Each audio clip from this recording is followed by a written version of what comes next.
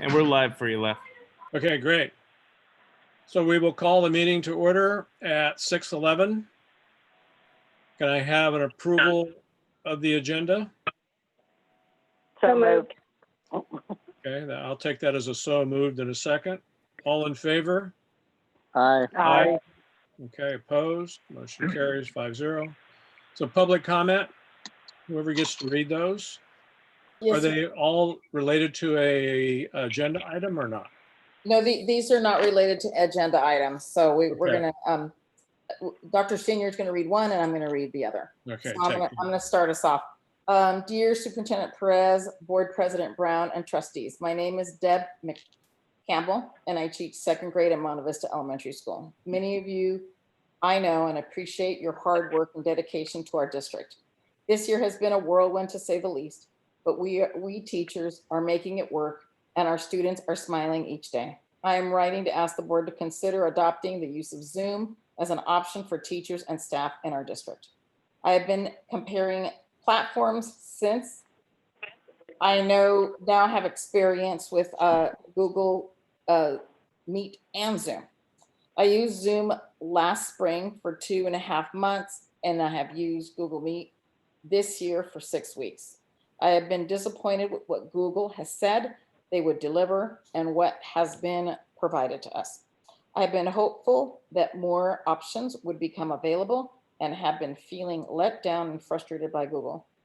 This job is nothing like the past 17 years of teaching in the district, and I strongly feel that we teachers, and most importantly, our students, deserve a better platform. We are in a digital world and our students deserve the best possible platform. I was curious, it was just my opinion, so I surveyed my staff. 81% of the members of my staff preferred Zoom over Google Meet, 9% preferred Google Meet, and 9% had no preference. I'm not saying Zoom will solve all our virtual issues, but I'm asking that the board consider Zoom as an option for those educators who enjoy using the platform and experience less issues with it than Google Meet. The comment, Miss McCampbell, you're glitchy, has become daily occurrence in my meetings that I tell my student, if it's glitchy, I'm sorry, there's nothing I can do. My students aren't getting the best of me that they deserve.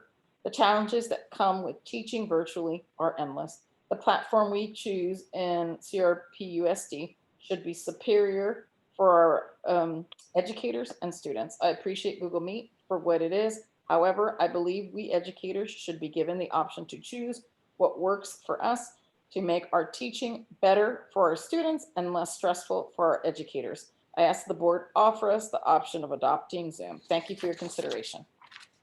The second comment is from Dolly.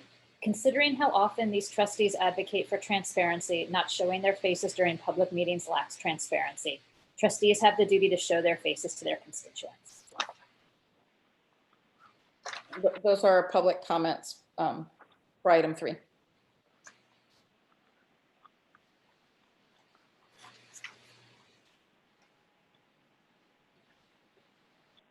Left's pulling a Mindy. Mr. Brown, you're muted. Jeez. Thank you, Mindy. At least I'm consistent. I was actually a Left. That wasn't a Mindy. How about I leave those buttons alone? So we'll go to 4, the consent agenda.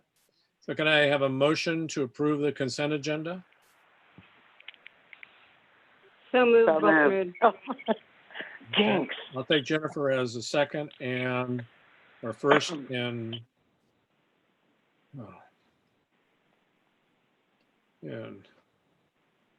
What's her name, Krista? yeah, Krista as a second. All right. So first and second, all in favor? Aye. Aye. Opposed? The motion carries 5-0. We'll go to 5A, adoption of learning continuity and attendance plan. Is this Julie? It's me, thank you. I am asking that the board approve our learning continuity and attendance plan. Last week, we reviewed the contents of the plan. Once it's adopted, I will submit it to the Sonoma County Office of Education. If there are any challenges with the plan, they will submit it back to me and I'll bring it back to the board in 15 days to clean up anything that I might have missed or any issues that might be brought forth. But I just want to thank everybody who helped support me write this plan. Thank you for all the parents who provided stakeholder feedback, to our teachers, to our administrators, and our students who've helped us create this plan. So thank you very much to all. Any questions from anybody? No. If not, may I have a motion to adopt the learning and continuity and attendance plan? So moved, Bultz. Okay, have a second? I'll I'll second. second. Okay, You know. all in favor? Aye. Aye. Aye. Opposed? Motion carries 5-0. 5B, approval of the 2020-21 California Interscholastic Federation representatives. Thank you. Thank you for approval of the learning continuity and attendance plan.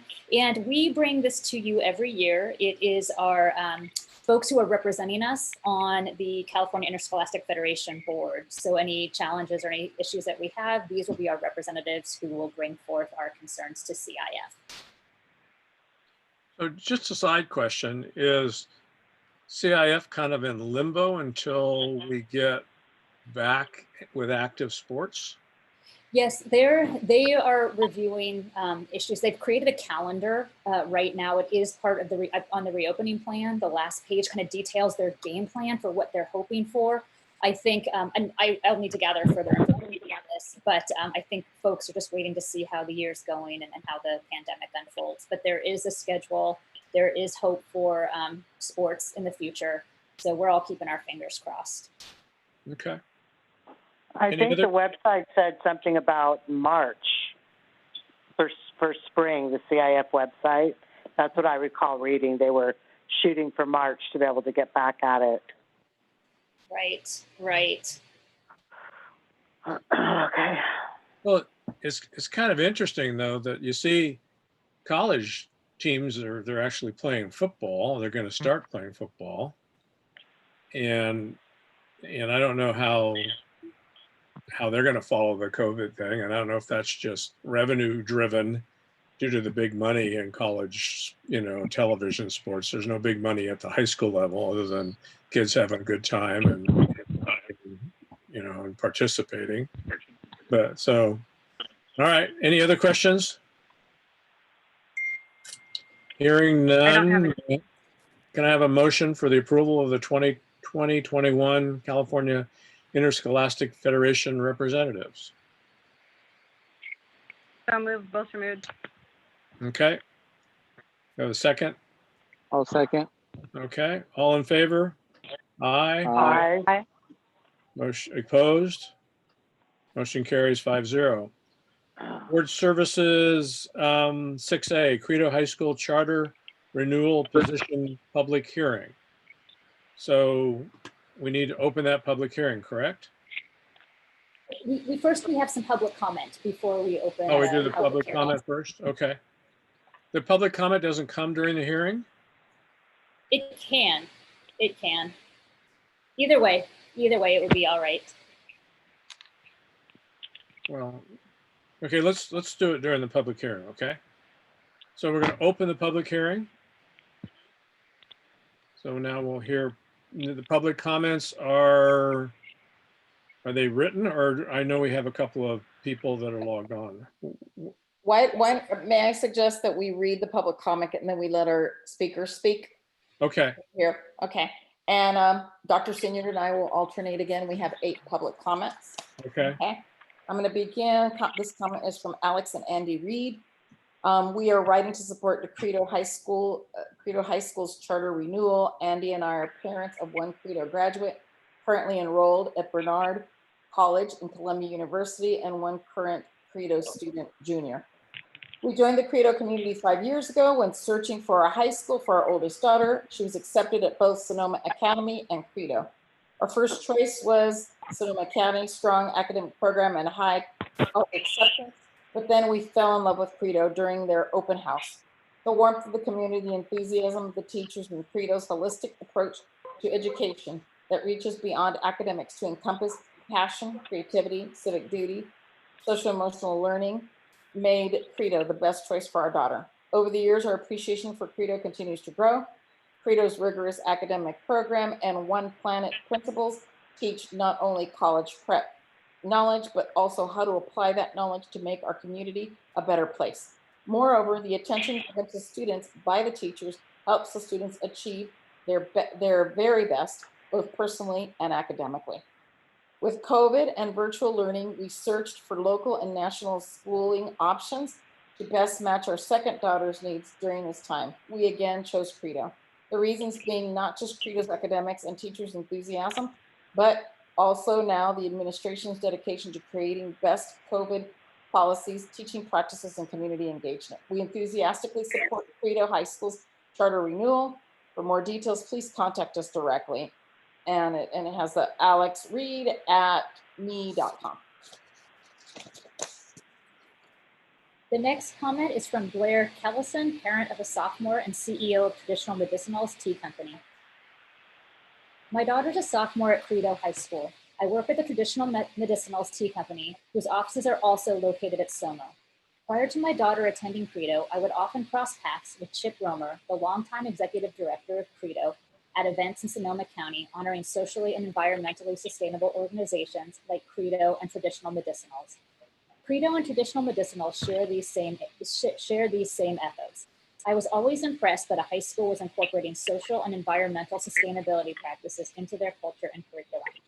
Now that I have a daughter attending the school, I also see firsthand the academic rigor that is part of the school's culture and curriculum. Credo's academic standards are amazing, and I like how they apply to every student, not just AP students, which is more common in high schools. Credo's teaching professionals and its curriculum light a fire of a love of learning in their students' minds that they carry with them for a lifetime. I feel very fortunate that my daughter and the other Credo students have available to them such an academic institution with a socially, environmentally, and financially sustainable business model. Credo students are active throughout Sonoma County, and the school is part of the fabric of our community, which is a beacon in the U.S. for volunteerism, sustainability, and community engagement. Credo is the future of all high schools and available today in Sonoma County. Dear CRPUSD board members, my name is Ben Smith, and I am a Credo High School board member and a parent of a current sophomore at Credo High School. I wanted to write this letter in support of Credo's charter renewal petition.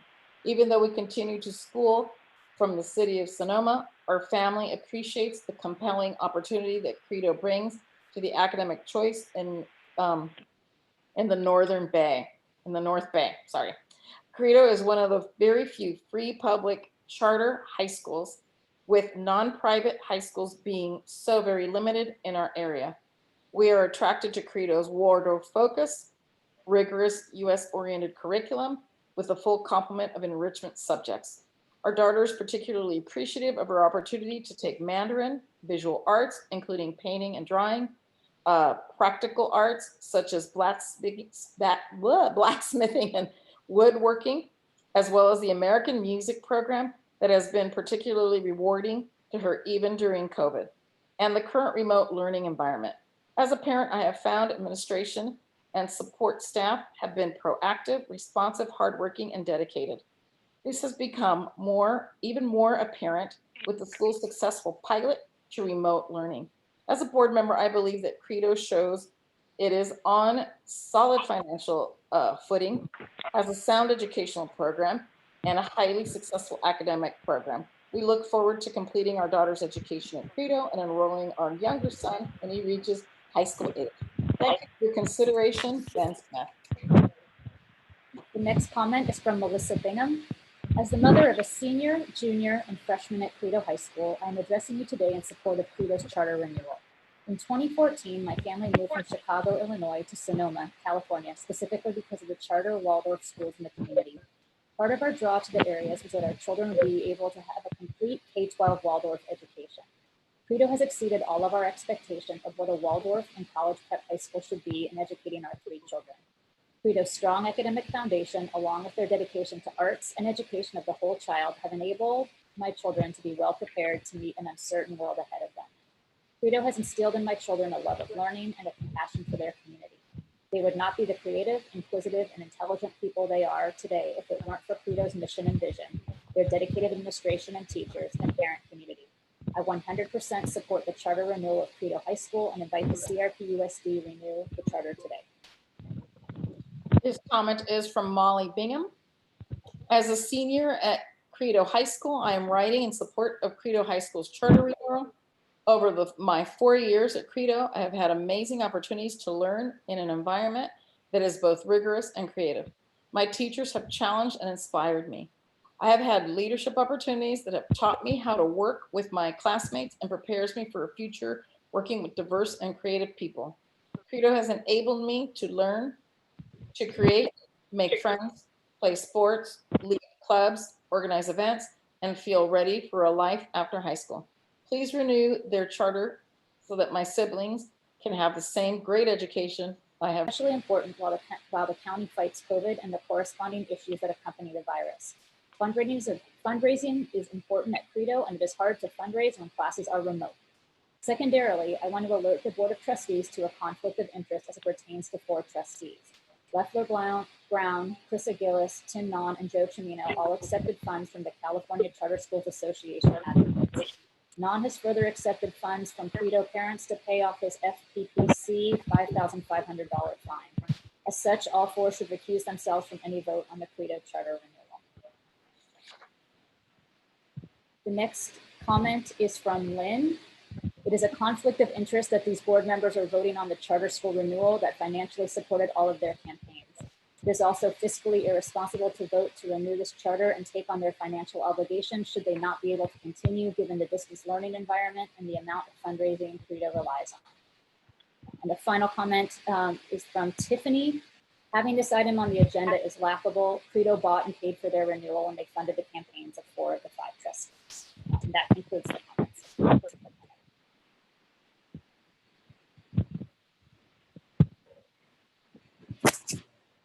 So that concludes all the comments and for the public hearing. If I don't have any other comments, we will close the public hearing. And President Brown, may I please introduce the head of schools, Andrea Achman Collins, and Board President Paul Benson. They would like to address the board. Great. Hi, everybody. Thank you very much for giving us the space to formally present our petition to you. And actually, before I say anything more, I really want to thank district staff. I've been really heartened and so appreciative of their graciousness and collegiality working through this process. I know you guys are slaying dragons right now, and having to deal with a charter renewal in the midst of it all is an extra lift that I wish I didn't have to bring right now. So I thank you very much for working through it with us. Primarily, I just want to say, we're really happy. Credo's in its 10th year. This is our second 5-year renewal that we're asking for. Just in the last 5 years, we've had some major accomplishments. Of course, this time 5 years ago, we were still at the Richard Crane site. So we've navigated the move. We've navigated the expansion of this campus. We've built a robust and competitive athletic program. And then most importantly, in terms of this renewal process, I think by now we've really established a proven track record of our academic success and our financial stability. I submitted a cover letter with our charter petition that hopefully you all have access to, but within that, there are some things that I just want to call out. First, I want to make real clear what our request is. At this point, we are seeking a 5-year renewal, as well as 3 material changes to our charter. Those material changes briefly are the addition of a formal home study program that could exceed the state cap of 10% of our enrolled students. We have switched, the second material change reflects the fact that we've switched to the El Dorado Charter SELPA from Sonoma SELPA. And the third revision relates to our governance structure. And we're asking to make a change to that governance structure, which removes the membership quality and fully empowers our Credo board. And we're asking that that material change be effective along with the charter approval. Clearly, the key criteria for evaluating our renewal is the soundness of our academic program. So again, I want to highlight some of the key successes that we're really proud of. Of course, we're also navigating the era of COVID, so we don't necessarily have data points that bring us right up to current times. But from what we do have, we can point to the 2019 data on the California dashboard, which shows Credo in the green in all the categories and all standards met. We have a policy at Credo of having all of our 11th graders take the PSAT test. So in the last round of 11th grade PSAT scores, our student scores were exceeding the national mean. And even more exciting for us than that is that our trend continues to increase on the PSATs, while the national trend has just minorly decreased. So we're proud of how our students are showing up in the PSATs. In 2019, 77% of our graduates met UC A through G requirements. And in this last graduating class, we had 2 national merit semifinalists and 1 finalist. And then other data points are include the CASP data. So for the most recent year that we have that information, 2018-19, 62% of our students met or exceeded the math scores, and almost 73% of our students met or exceeded the standards for English language arts. And when we compare that, as is our responsibility in the renewal process, as we compare our results to other schools that our students might attend throughout Sonoma County or even the surrounding counties, those scores are really strong. So I think that's certainly one of the most objective data points that I can offer you that really demonstrates the soundness of our academic program. And we have some other information that we've included in that cover letter. Beyond the academic program, which of course we're really proud of, we've provided all of our financial information. Of course, we do on a regular basis anyway, but we've provided that to the district to review our last 3 years of audits, our budget, of course, and our unaudited actuals. So you currently have all of our financial information. And that is really what I wanted to offer. And again, thank you for considering it, especially reviewing it during this really difficult time when you're so busy. And I'm open for any questions that you might have. And I know our board president, Paul Benson, is here too. So. Oh, So, Paul, you're muted, Paul. you want to give it, talk now, Paul, please? You have to unmute yourself. Unmute yourself. You're doing what I'm doing. You're still muted. Yeah. Paul, unmute yourself. Yeah, there we go. Can you hear me now? Yes. Okay, good. Perfect. I appreciate the opportunity to speak to you today in support of Credo. My name is Paul Benson, and I'm the president of the board of directors of Credo. I'm entering my 3rd year on the board, and this will be my 2nd year as president.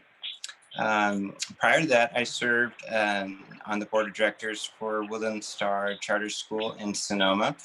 I was on that board for 6 years, 4 of those years as president. And my first experiences of being on a school board, it was during a time when all public schools were addressing the aftermath of the 2008 recession and facing difficult budget cuts. I learned through experience the importance of seeing the bigger picture, thinking objectively, and being able to put the well-being of students in the center of every conversation on the board. I realized how important early on it was to surround myself with people that could do the same. I met Andrea during that time. We both served on the board, overlapping about 2 years, I believe, on the board of Woodland Star. And I have also, I should also mention that I have a son that is going to school at Credo, and I'm very proud of him and the progress that he's made in his academics and under the direction of the great faculty at Credo. As far as the organization structure at Credo, we have a fantastic relationship between admin and the board. I have a very competent and very dedicated board that works. We all work in concert together to solve these problems. And I know that right now we're in some uncharted territory as far as COVID-19 and also the slowdown in the economy that's related to that. But I am confident in the financial position of this school and our ability to stay on top of data points and information as it comes in, as circumstances might change. And I'm open to any questions or comments, and I really appreciate the opportunity. Okay, thank you. Mhm. Any other? Hey, Lef, this is Yeah. Tim. Yeah, Tim? Can I ask a point of clarification Yes. before you close over? I have 2 points. First, as I understand it, when we vote, we're just voting on whether or not Credo meets the criteria for renewal. Is that correct? We're not even voting tonight, Tim. This is just a hearing. Right. But when we vote, I mean, we're Next voting on what? meeting, we're voting Maybe. on the, I guess, whether or not to renew. What we're voting in next month to whether or not to Right. renew the charter. But maybe Myra knows that we'll just be voting on, I don't know if Myra knows the history, but we're not voting on anything except whether or not they meet the criteria for renewal. Is that correct? Correct. Okay, thanks. That's all. Robert, Thanks. can I ask you a question? I see Robert's yes. picture. Oh, there he is. Hi. A question. Andrea mentioned that there was a lot of information forwarded to the district, including unaudited financials and stuff. Are you the one who has had the opportunity to review that information? Yeah, it comes directly to us first, and then ultimately it goes to Sonoma County Office of Education. Okay, and so you found nothing in the finances for concern? No, I haven't seen anything yet that's raised any red flags, no. Okay, great, thank you.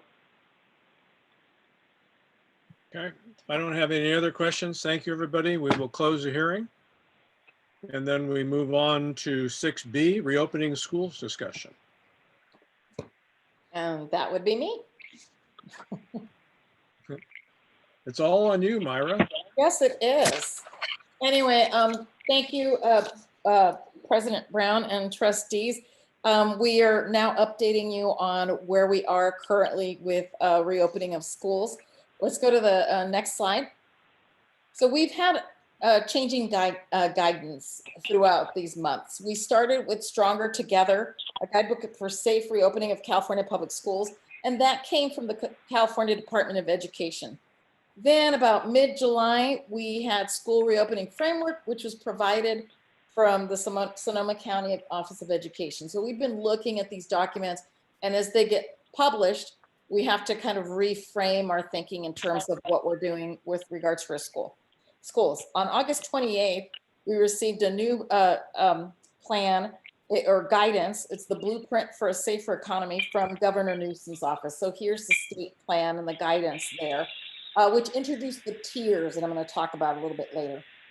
Then on September 4th, we received guidance related to cohorts. So bringing back small groups of students.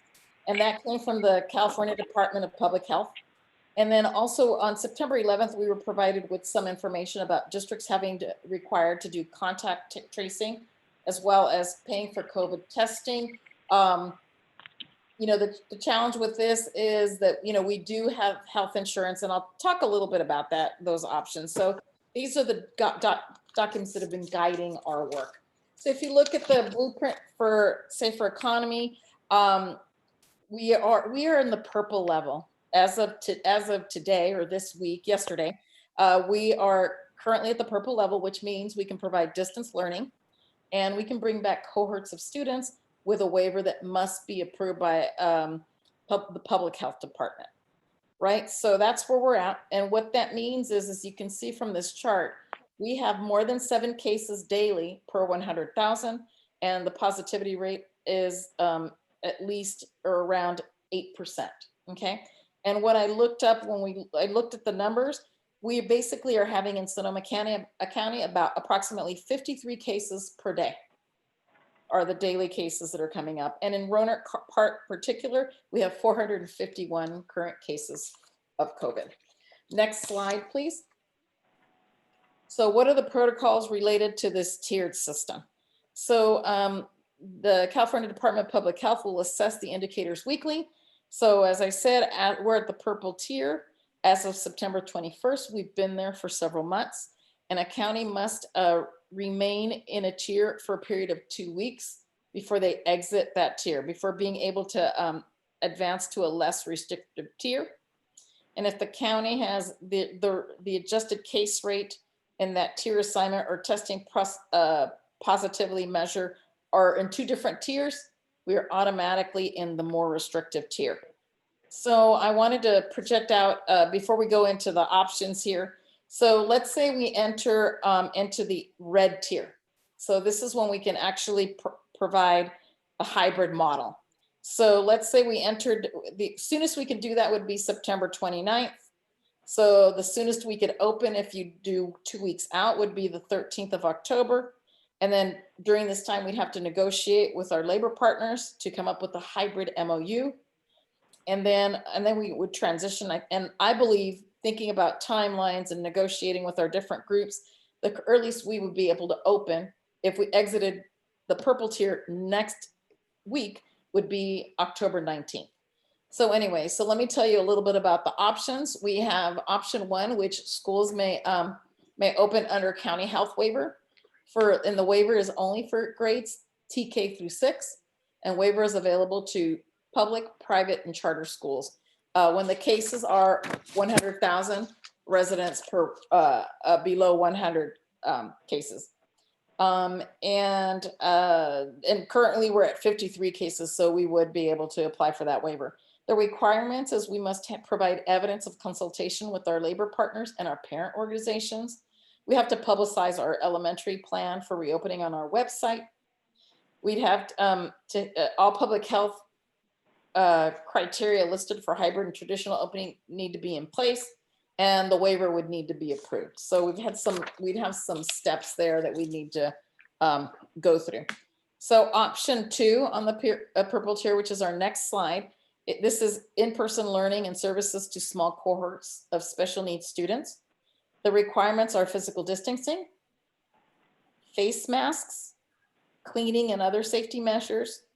The school's cohorting site plan would have to be, again, published on the school's website. Students with disabilities would be prioritized. Cohorts could not exceed 16 students and adults together combined. The number of students on a given school site could not exceed 25% of the school's enrollment, and individual cohorts could not be mixed. So those are the 2 options for opening in terms of in the purple tier. Next. So this is when we're able to get moving and there's less restrictions, right?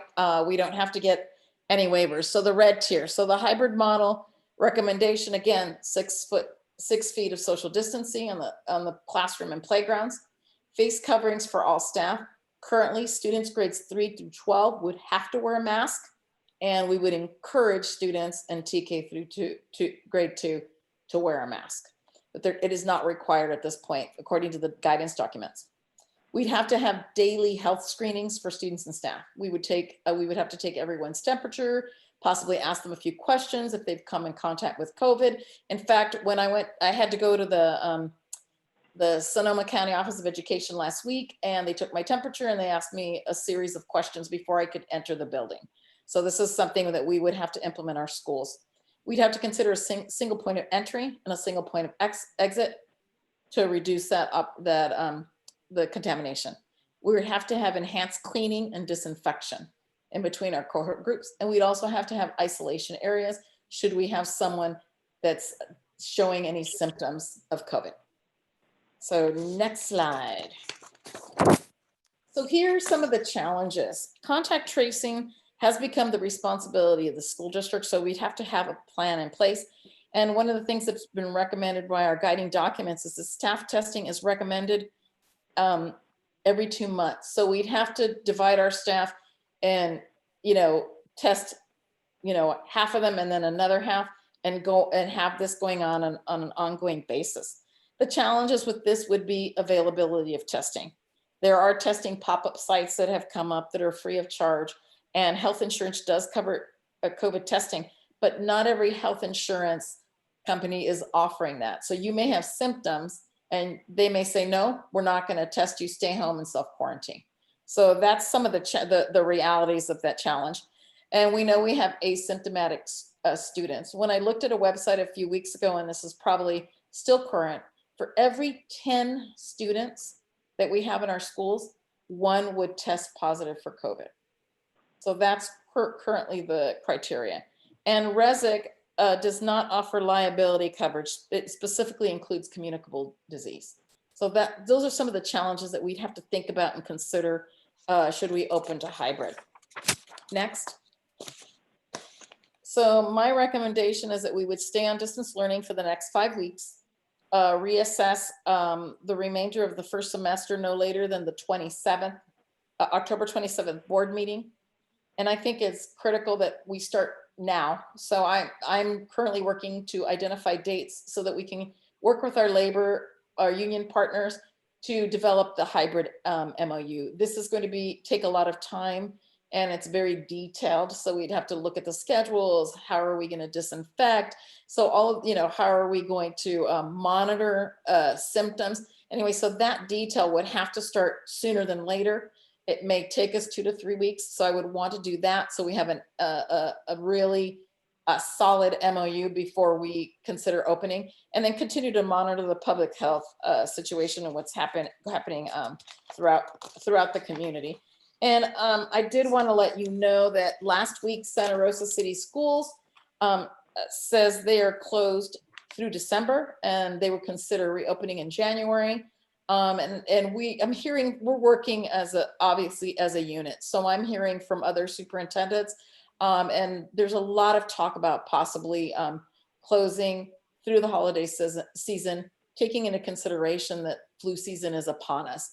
Anyway, so I'd like to have that extra time to see what's happening, see if we exit that purple tier to go into red tier so that we can begin to bring back students.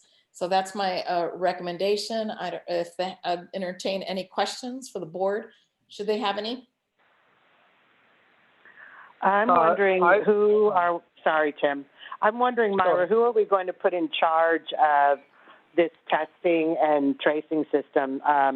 I read from the superintendent of Santa Rosa City Schools, one of her main contributing factors to staying closed through the end of December and revisiting for a January based upon if we get into red or not, had to do with the fact that trying to come up with the testing and tracing, now that they've so kindly put this back onto the district, is going to take quite some doing to figure out how to write that policy procedure, who's going to do it, and who's going to pay for it. I mean, there's just so much involved. Once you ask that question, like I have 100 other questions that come behind that I'm sure everybody else does as well. Right. I think, we do have some protocols in place, but we would need to identify someone that would be that lead. Currently during during distance learning, the schools are directed to contact Ed Services, Dr. Sinyard, and Human Resources, our Human Resources Manager, Karen Tedesco. So they contact us, and so that we can keep a track of, what's going on. Right now, even though it's complex, it's far easier than when we start opening schools and we could have increased cases. And one of the things I want to remind the board is that should we have students test positive and we have a certain number, it's completely possible that Department of Public Health would close us again. So, and so we would, Myra? yes. Oh, wait, Carissa, go ahead. No, I understand that, we have to be 14 days in that category. I mean, what I read on Friday was that we still have 10.3 cases per 100,000, and we have to be 7 or less. So, and every time I look at the numbers, the positive cases are going up a bit. So, I don't know if October. We'll just wait and see what happens for the October meeting. I just have a feeling that most of the districts in Sonoma County are going to follow suit with what Santa Rosa is doing. Yeah, I really do believe that it's highly likely that we will need to remain closed. I just want you to be able to. And I want you and the staff to be able to have some time to plan, especially when we're now talking about the district taking ownership of testing, tracing, and liability. That's highly concerning to me. Mm-hmm. I have a question for Myra and for Robert. Did I interrupt you again, Carissa? I'm sorry. No, I'm all good. Thank you.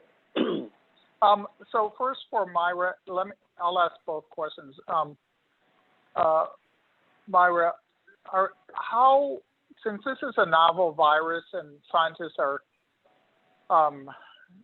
developing new data every day on its effects, and some recent studies have shown that children who are positive don't usually have temperatures. So I know in the past we've talked about, Josh has talked about different ways of checking temperatures of students. But so the question is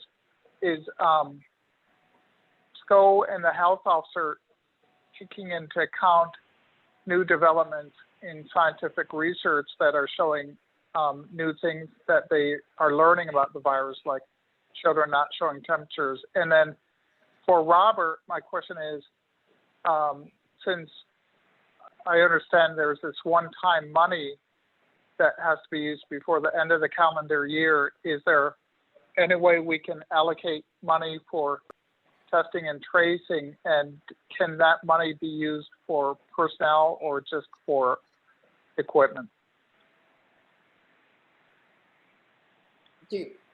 Robert, would you like to answer? Yes, yeah, those would be allowable uses of some of those funds that we would be able to do that. Obviously, there's other issues with identifying personnel, expertise, all those things that go along with it. But the position would be able, somebody would be able to be, it would be funded through the end of December. Remember, that's when the funds, we have to spend it by. Right. So it doesn't really answer beyond or into January and beyond, though. Right. Yeah, and the other things that, some of the concerns that I have is that we have 2 months of protective equipment. So, once we open, we'd have to really plan carefully. It's very nuanced, and there's a lot of, a lot of things to consider, and and it's going to take a lot of different meetings and really talking to principals and determining, what we need to do. So that we should we reopen, we want to make sure that we're 100% safe, and then, we reduce any kind of risk of contaminating folks.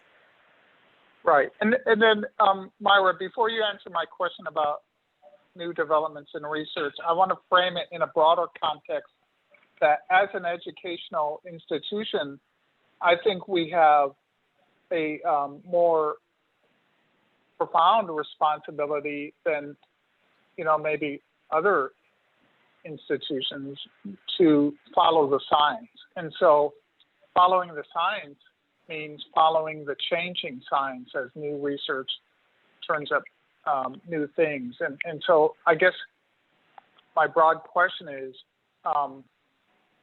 there a mechanism within SCO and the county health office to follow these developments and accordingly? Well, one of the things that we receive weekly updates.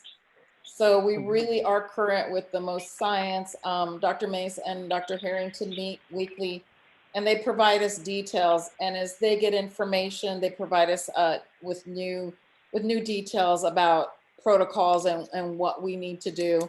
And that's why, one of the things that I shared with you a few weeks ago is that the SCO, the County Office of Education, is recommending that we remain closed through December because of the challenges related to COVID and the changing science and flu season and so many things that make this a complex situation. Okay, thanks. We got a lot of our PPE equipment from the feds, right? There was that big delivery from FEMA to SCO, and then SCO allocated it out to the districts. Yes. And my understanding is now that FEMA funding's been pulled as of last week. We still have the equipment. Obviously, it isn't, as Dr. Perez said, we have about 2 months supply. That's a mix of what we had received and through FEMA and Sonoma County Office of Ed, and what we all had already purchased. So, and obviously at that time we were gearing up for in-person learning. And then as the pandemic has just continued now, we've kind of, we have that in the reserve, but it won't last long once we're back in school learning. Yeah, and so we're gonna, I guess at some point we're gonna figure out that there'll be some number assigned to what, if we go back into a hybrid model, what that is going to cost us, because it's not going to be inexpensive to cover PPE every month on a monthly basis for the students and staff that we have. Yeah, and for example, we're, at this point in time, it's being recommended that we take temperatures. Well, we have some thermometers, but do we have enough thermometers? Maybe at a smaller school, we might be okay. But, when we're thinking about the high school, Right. with 1,500 kids, that's going to be much more complex. So we have a lot of talking to do. And I'd like to talk sooner than late, start discussing this sooner than later so that we can get some of the details ironed out. But this is very complex. As a former elementary principal, let me tell you, I can't imagine recess and lunch with little ones and 6 feet distancing. I mean, this is complex. Yeah. Well, and picking also up on that. Oh, sorry. No, go ahead, Chris. Also, the special ed needs students. It's going to be very difficult for both the very young and for our special education community. So, well, whatever we can do to support you, please let us know. Thank Yeah, you. and Myra, picking up on your comment about elementary school students, I think it was a pretty recent video that was done about Tech High's new facility. It came across my Facebook feed and I listened to it. It was really a well-produced video. And I was wondering, can we produce videos that show proper use of masks and social distancing? Because there was on KQED a couple of nights ago, there was a 15-minute video on proper use of masks. And if something like that could be produced, that might be really useful for helping prepare families and students and staff for the eventual return of in-person learning. Yep, that's a great idea. We could certainly do that. But as opposed to recreating the wheel, if someone's already Yes. created the video, we can just add links to that and say, you know, if, you know, the experts, if that stuff's Yeah. out there, you know. but That's a good idea. Yeah. to, you And know, they probably have some really good videos for young children. Mhm. Yeah. Okay. Other questions? Obviously, this is a very complex moving target, but we don't know what's going to happen. There's a lot of components, cost components, health components, staff components, union components that go together to make this work. So when we'd all like to see this go seamless, it's just a lot of work and a lot of effort. And you know, and I understand from a neighbor walking by going, I can't do kindergarten, you know, a grandma, you know, frustration. So there's frustrations on both ends when everyone wants to go back, but at the same time, there's a lot to make it work. So Yeah. thank you for all we're doing every day, and we'll just have to keep working at it until we solve it. It's not easy, but I thank you for everything we're doing. So. And please know that we all want students back. That's why we got into the business. And when I have when I'm interviewing the students, oh boy, I can't wait to meet those kiddos. They're brilliant, and I love working with them and talking with them. And they have such good advice for me as the new superintendent. So we miss those kids. We want them back. Okay. Any other questions? If not, I will adjourn this meeting. Thank you, everybody. Good night. Thank you. Be safe. Thank and you. stay healthy. Thank All you. right. Bye. Bye-bye.